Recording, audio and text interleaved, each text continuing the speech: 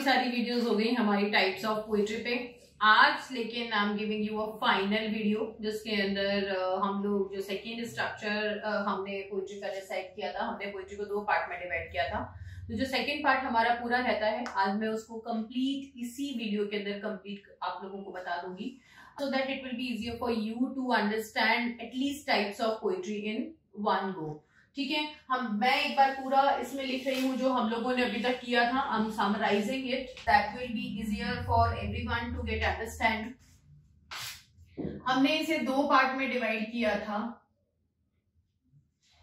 Structure and themes. Structure and themes, structure के अंदर जो हम लोगों ने किया था that was sonnet, ode, lyrics, ballad, free verse,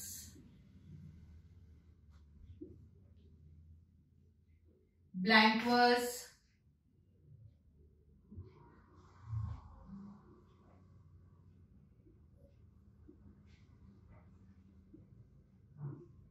Spencerian stanza,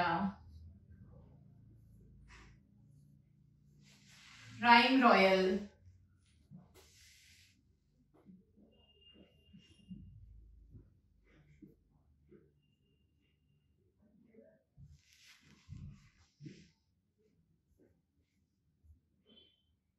ancient epic meter,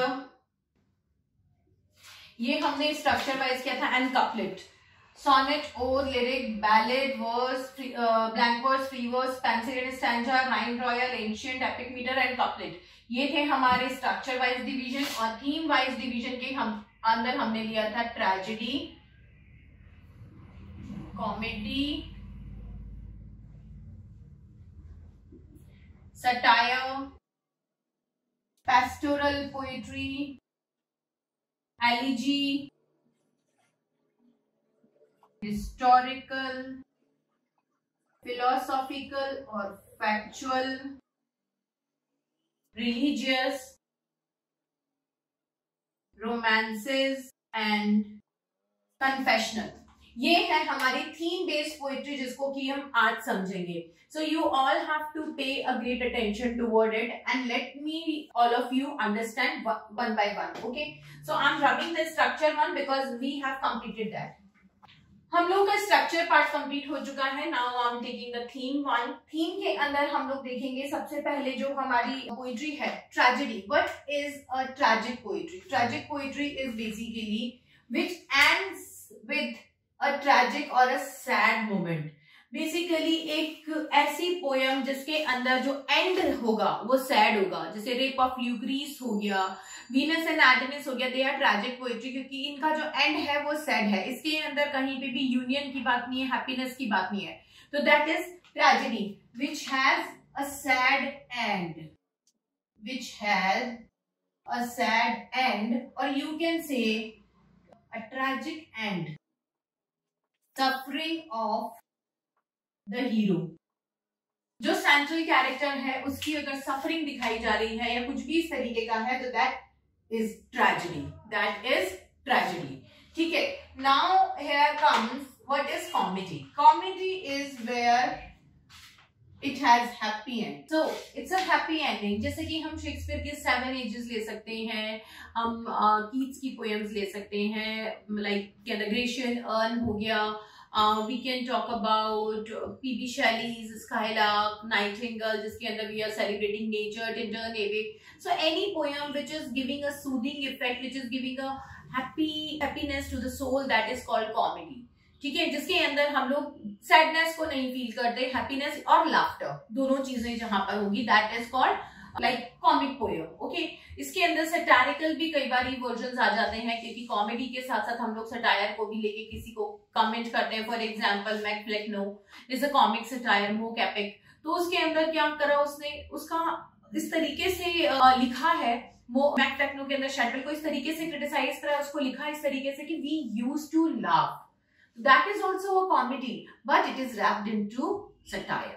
ठीक है, तो ये आपका कॉमिक सटायर हो जाता है, it's a mix Jenner. But individually देखेंगे तो ये दोनों अलग अलग जैनर की तरह आएंगे। सटायर जिसके अंदर किसी के ऊपर कोई कमेंट किया गया हो, तो it the comment can be personal, social, political, ठीक है। सो raising of any of these issue is satire, but in a satirical poem one has to give a solution also. तो जैसे कि ट्रेजेडी के अंदर there is only way कि you are showing a rise and fall of someone. In comedy you are just talking about an event which is comical, ठीक है, in nature. Satire के अंदर one has to raise a topic that can be social, that can be personal, that can be political, but along with that जब वो उस social issue को, उस personal satire को कर रहा है, तो उसके साथ साथ उसे उसका सोल्यूशन भी देना होगा। तो सटायर के अंदर टू वे होता है, it raises problem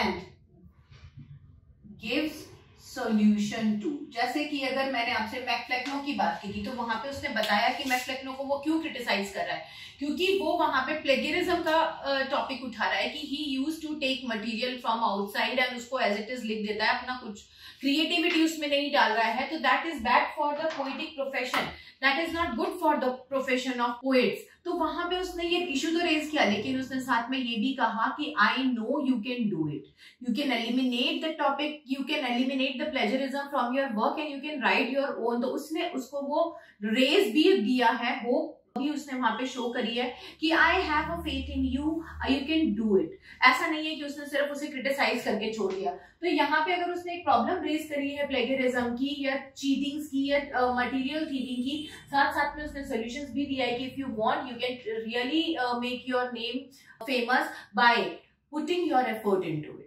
ठीक है। तो इसी तरीके से उसने शेडविल में जैसे कि ये रेज करा है। सिमिलरली जब भी कोई सोशल सटायर किया जाता है, पॉलिटिकल सटायर किया जाता है, पर्सनल सटायर किया जाता है, वहां पे सोल्यूशन भी दिया जाता है। जैसे I can take another example, the rape of lock, that is also a mock satire, it's a satire on a social issue कि उसके बाल काट दिए गए, ऑनर के ऊपर बात लेके गए, उसे भी मॉकरी कॉमेडी में रैप करके दिया गया, लेकिन उसमें सोल्यूशन क्या था, one should not get that personal. इतना टैबू, इतने सोशल टैबू की जरूरत नहीं है, उसको हम नॉर्मलाइज करके भी चीजों को कर सकते हैं, ठीक है।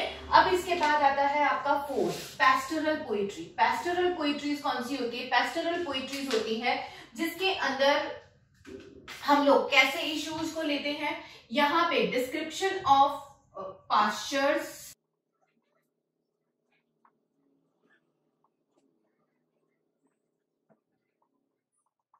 मेनली इन चीजों की बात होती है, pastures, valley, shepherd's, love story, local deities, इनकी बात होती है। किस तरीके से होता है पेस्टोरल पोइट्री? पेस्टोरल पोइट्री के अंदर सबसे पहले जो पोएट होगा वो किसकी बात करेगा? वो local deities, local God goddesses को इन्वोक करता है कि मेरी पोइट्री को आप ब्लेस करिए। उसके बाद वो वहां की पूरी सीनरीज को, ग्रीन सीनरीज को डिस्क्राइब करता है कि this is the kind of place we are standing और we are living, this is the kind of place where the poet is basically living, or characters do belong to. Then he celebrate a bit of nature also. Then he talk about the love story of the shepherd and shepherdess, the common people, the plowmen, farmers, इनकी बातें करते हैं। Kettles को वहां पे दिखाया जाता है। देन वैलीज, ब्यूटीफुल वैलीज की बात की जाती है, pasture, green, big green lands की बात की जाती है where the animals are grazing. So this is how the pastoral poetries are. If I talk about Lycidas, then also he talked about a land which is full of greenery, and the person who belongs to that is Edward King, but he died, so that become a pastoral elegy. But when poet is showing someone who is related to pastures is pastoral.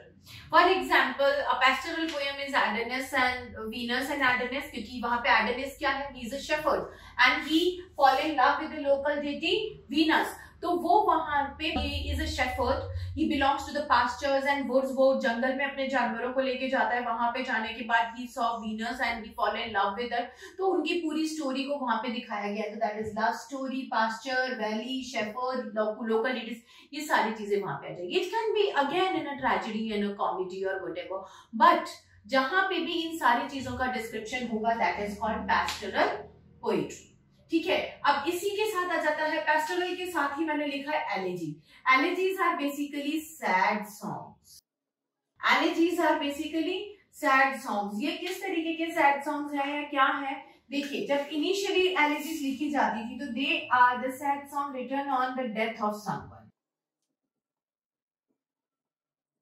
written on the death of someone who is very near or who is a great friend of the poet, उसकी death पे लिखे गए songs को कि I now can not meet the person again, तो उसके लिए sadness को वहां पे, ग्रीफ को वहां पे शो किया जाता है, दैट इज एलेजी। लेकिन लेटर इन मॉडर्न पीरियड ये भी देखा गया कि लोगों ने केवल just because now there is a least probability to see the person again in the life, वहां पे भी एलेजीज लिखी है कि वो जिंदा है, मरे नहीं है, बट फिर भी उनके जाने के गम में कि हम, मैं शायद उसे कभी दोबारा देख ही नहीं पाऊंगा, तो उन्होंने उसके लिए भी जो सैड सॉन्ग लिखे हैं उन्हें भी हमने एलेजी ही कहा है। बट बेसिकली एलेजी का जो टेक्सचर है, एलेजी का जो कैरेक्टरिस्टिक है, that is a song which is written or a poem which is written on the death of someone who is very near to you, then only you will be able to describe the proper emotions about it. So tragedy यहाँ पे किसी की भी हम लिख सकते हैं, we don't, the person who doesn't belong to us, even हम उसके बारे में भी ट्रेजेडी लिख सकते हैं। सेकेंडली एलेजी, एलेजी उसके बारे में लिखेंगे जो हमसे बिलोंग करता है। ठीक है, ट्रेजेडी उसके बारे में लिखेंगे जो हमसे बिलोंग नहीं करता है या हम उसे नहीं जानते, बट एलेजी हम उसके बारे में लिखते हैं who belongs to us, who is a friend और रिलेटिव और समवन, तो एलेजी हम उसके लिए लिखते हैं। ठीक है, let me rub it so that I can explain you the other ones. So historical poetry is about a king, queen, political event, anything, not the social one. ठीक है, इसमें केवल क्या होगा, किसी भी किंग, क्वीन या पॉलिटिकल इवेंट को डिस्क्राइब किया जाएगा, उनकी लाइफ को as a plain. Ups and downs will be shown, obviously ups and downs तो शो करेंगे, कुछ तो उनके बारे में इंपॉर्टेंट होगा जिसको कि यहाँ पे शो किया गया होगा। तो हिस्टोरिकल पोइट्रीज के अंदर भी यहाँ पे किंग, क्वीन, उनकी लाइफ वगैरह को किसी ना किसी चीज को यहाँ पे एक्सप्लेन किया गया होगा, but it's not about the tragedy and comedy, that should be only restricted to the life of someone. ठीक है, जैसा भी रहा होगा, डेथ तो सभी की हुई है, तो एंड तक दिखाया है या पर्टिकुलर किसी इवेंट को दिखाया है, किस चीज को डिस्क्राइब किया हुआ है, that depends on the poet. लेकिन यहाँ पे हिस्टोरिकल पोइट्री के अंदर केवल और केवल किसकी बात होती है, किसी एक इवेंट की, मेजर इवेंट को डिस्क्राइब किया हुआ है। जैसे कुरुक्षेत्र के युद्ध के ऊपर पोइट्री लिख दी गई हो, महाभारत, पानीपत की लड़ाई के ऊपर पोइट्री लिख दी जाए, या किसी भी इस तरीके की चीजों के ऊपर, जो चित्तौड़ वाली लड़ाई हुई थी रानी पद्मावती के लिए, उसके ऊपर एक कविता लिख दी जाए, हल्दी घाटी की लड़ाई के ऊपर कविता लिख दी जाए, इन सब चीजों के ऊपर, तो उसको बोलते हैं हिस्टोरिकल पोइट्रीज। ठीक है, तो दैट इज क्वीन के नाम पे, हम झांसी की रानी के ऊपर हमने बहुत सारी पोइट्रीज पढ़ी है, तो that is also historical one, कि हिस्टोरिकल फिगर्स को हम लोग यहाँ पे फेम कर रहे हैं या पॉपुलराइज कर रहे हैं या उनके बारे में कुछ अच्छा लिख रहे हैं। ऑब्वियसली नेगेटिव तो नहीं लिखा जाता है इसमें अधिकतर। अब आती है फिलोसॉफिकल या फैक्चुअल बेस्ड पोइट्री। फिलोसॉफिकल या फैक्चुअल बेस्ड पोइट्रीज के अंदर क्या होता है, इन पोइट्रीज के अंदर, फिलोसॉफिकल या फैक्चुअल बेस्ड पोइट्रीज के अंदर हम लोग एक फैक्ट की बात करते हैं, हम लोग एक फिलॉसफी की बात करते हैं। जैसे कि पोइट्रीज किसने लिखी थी, सोक्रेटिस, प्लेटो, है ना, इन लोगों ने जो पोइट्रीज लिखी होगी जिसके अंदर डायडैक्टिक, इनको हम डायडैक्टिक भी बोल सकते हैं, डायडैक्टिक। ठीक है,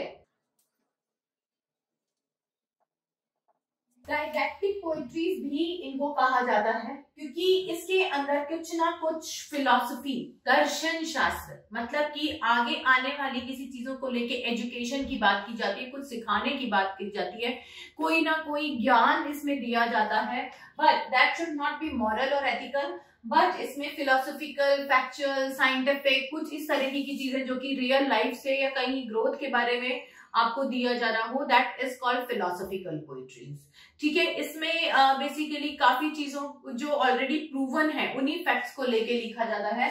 यहाँ पे एग्जाम्पल अगर मैं लेने बैठूंगी तो मुझे नहीं याद आ रही है इस तरीके की कोई पोयम अभी फिलहाल में, बट यस फिलोसॉफिकल या डायडैक्टिक पोयम्स आर मैनी, जिसके अंदर हाँ आप पर्ल पोइट्रीज ले सकते हैं जिसके अंदर रिलीजियस तो हैं but they are more didactic in tone, जिसके अंदर फिलोसफी की बात करिए। अच्छा, डायडैक्टिक और फिलोसॉफिकल पोइट्री के अंदर वाइटक्लिफ इज द बेस्ट एग्जांपल, क्योंकि उन्होंने लाइफ को आगे चेंज करने की बात की थी, ना कि फॉलोइंग द क्रिश्चियनिटी, तो that is also philosophical poetries. तो यहाँ पे इंग्लिश पोइट्रीज के अंदर अगर मैं यहाँ पे जर्मन में इनका नाम ले रही हूँ तो इंग्लिश पोइट्री के अंदर I should take the name of Wycliffe. John Wycliffe was a philosopher. इन्होंने Erasmus, yes he has done Toxophilus Roger Ascham, अब तो काफी नाम ध्यान आ गए, तो that is also a philosophical poetry. तो यहाँ पे दिस इज फिलोसॉफिकल, जिसके अंदर लाइफ चेंजिंग या लाइफ को रूटीन को चेंज करने की बात होती है, कुछ फैक्ट्स की बात होती है। थॉमस इलियट का castle of health 1485, that is also not 85 but 87, that is also a philosophical poetry ki how exercises and physical activities are more important in your life to maintain a balance, that is philosophical poetry। उसके बाद आ जाता है religious poetry। religious poetries के अंदर क्या क्या चीजें आती है? religious poetries के अंदर आपके नॉर्मली आते हैं hymns, psalms, songs, preaching, sermon, ये सारी चीजें आती है रिलीजियस पोइट्रीज के अंदर। लेकिन इन्हीं रिलीजियस पोइट्रीज को बेसिकली हम कितने पार्ट में और डिवाइड करते हैं? इसके अंदर आता है आपका मिरेकल एंड मॉरल। यहाँ पे केवल दो ही चीजों की बातें होंगी, morality and miracle. Either they used to talk about the incident which is very auspicious, which is very miraculous in a sense कि कुछ अच्छा सा बहुत ऐसा हो गया जो expected नहीं था, या तो उसको poetic way में बताया जाता है या फिर morality के बारे में यहाँ पे डिस्कस किया जाता है। For example, moral के अंदर we all know about the dance of 7 deadly sins।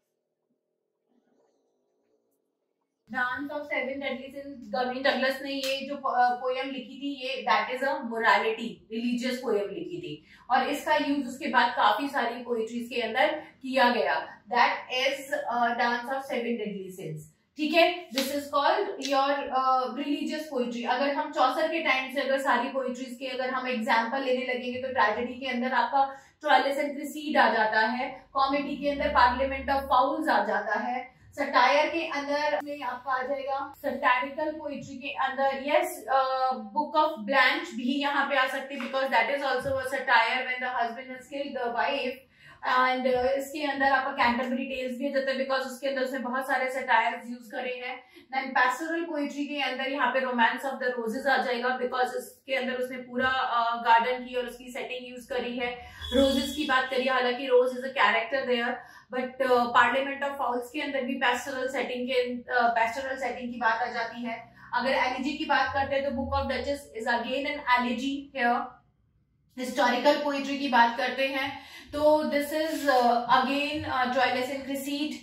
ठीक है, I am taking the example of only one, तो यहाँ पे ये आ जाएगा कि Troilus and Criseyde is also a historical one, जिसमें एक इवेंट की बात की गई है, दैट इज अ ट्रेजिक और समथिंग। उसी के सीक्वल में भी लिखा गया है टेस्टामेंट ऑफ क्रिसीड। हम लोग और भी आगे वर्ड देखेंगे तो बुक ऑफ ट्रॉय लिखी गई है पोस्ट ऑस्ट्रेलियन ईरा के अंदर, that is also a historical book. ठीक है, फिलोसॉफिकल बुक के अंदर आते हैं तो इसमें हाउस ऑफ फेम भी आ जाएगा, बिकॉज वहां पे कहीं ना कहीं उसने डांटे की डिवाइन कॉमेडिया की फिलोसफी इन्फोनो, कहाँ पे उसकी पोजीशन है, क्या हेल की पोजीशन है, क्या हेवन की पोजीशन है, किस तरीके से person can get fame and all, ये सारी चीजें इसने फिलोसफी भी वहां पे दी है। आपके कैंटरबरी टेल्स के अंदर जो उसने टेल्स बताई है उसमें भी बहुत सारी फिलोसफीज हैं, like the story of Jew boy, morality की स्टोरीज उसने बताई है, the rooster and the fox, ये सब आपके रिलीजियस या मॉरल इथिकल उसमें आ जाता है, फिलोसफिकल इसमें आ जाता है। फिलोसफी में ही आती हैं ये एथिकल और एथिक्स वगैरह की बातें। देन इसके बाद अगर हम और पोस्ट चौसेरियन राइटर्स में जाते हैं और वहां पे हम देखेंगे फिलोसफिकल पोइट्रीज का, तो मैंने आपको बताया ही है that castle of health, Thomas Elyot का वर्क यहाँ पर आ जाता है। किंग स्क्वायर जिसके अंदर ड्यूटीज ऑफ किंग्स की बात की गई है, लिटगेट का वर्क आ जाएगा। ऐसे बहुत सारे फिलोसोफर्स हैं who are talking about the duties and rights of the people and kings especially, ship of fools, princess, ये सारे यहाँ पे वर्क्स आ जाएंगे। देन इसके बाद रिलीजियस वर्क्स के अंदर आपका dance of seven deadly since obviously यहाँ पे आ ही जाता है। And dance of seven deadly since के अलावा यहाँ पे जो रिलीजियस वर्क है, काफी लोगों ने बाइबल वगैरह को किया है, कैक्सटन की बाइबल आ गई, वाइटक्लिफ की बाइबल आ गई, ये सब भी रिलीजियस वर्क्स के अंदर ही आते हैं।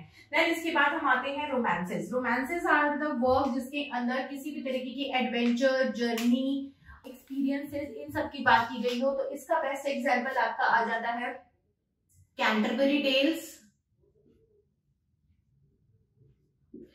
वो this is example of romance, क्योंकि वहां पे वो सब एक जर्नी ले रहे हैं, उसके अंदर एक एडवेंचर की बात कर रहे हैं या एक एक्सपीरियंस की बात कर रहे हैं। और इस कैंटरबरी टेल्स के अंदर tale of knight is a romance, tale of Alison wife of bath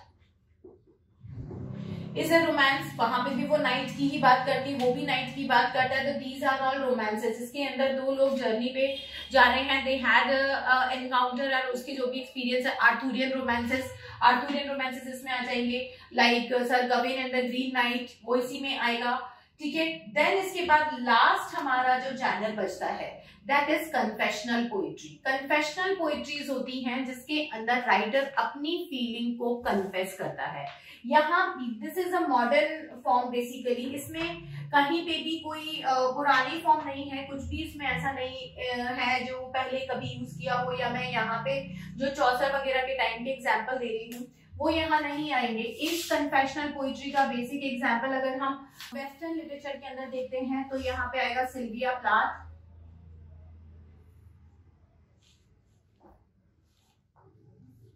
और इंडियन में देखते हैं तो कमला दास। ये दो सबसे ज्यादा फेमस कन्फेशनल पोइट्स हैं, सिल्विया प्लाथ एंड कमला दास। इसके अलावा अमेरिकन में ही आपके आ जाएगा Emily Dickinson. She is also a confessional poets. इसकी जो अपनी फीलिंग्स, जो उस टाइम उन्हें फील हो रहा है, छोटी छोटी पोएम्स के अंदर उन्होंने लिखा है without any hesitation, without thinking about the patriarchy, dominance of the male manhood, और about the social taboos of a female की what they are writing about. They didn't even give a thought that we are writing about sexuality, we are writing about our sorrows, we are writing about the loneliness, we are writing about our gist of life, no, but whatever was there they have just confessed it। तो last जनर आपका आता है confessional poetry का, जिसके अंदर जो poet होता है वो अपनी ट्रू फीलिंग को कन्फेस करता है, ठीक है।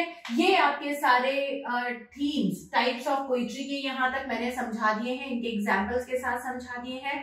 सो आई बिलीव कि अभी आपको टाइप्स ऑफ पोइट्री के अंदर जो कि सबसे बड़ा टॉपिक आता है आपके फॉर्म्स ऑफ लिटरेचर का, फॉर्म्स ऑफ लिटरेचर में types of poetry should be very clear to you. अब मैं अपनी नेक्स्ट क्लास में आप लोगों के लिए लूंगी ड्रामा, ठीक है। So the second journal in forms of literature is drama, and मैं अब उसको आपके साथ करूंगी यहाँ पे। So let's catch up in the next video where we will go discuss about the kinds of drama. Bye.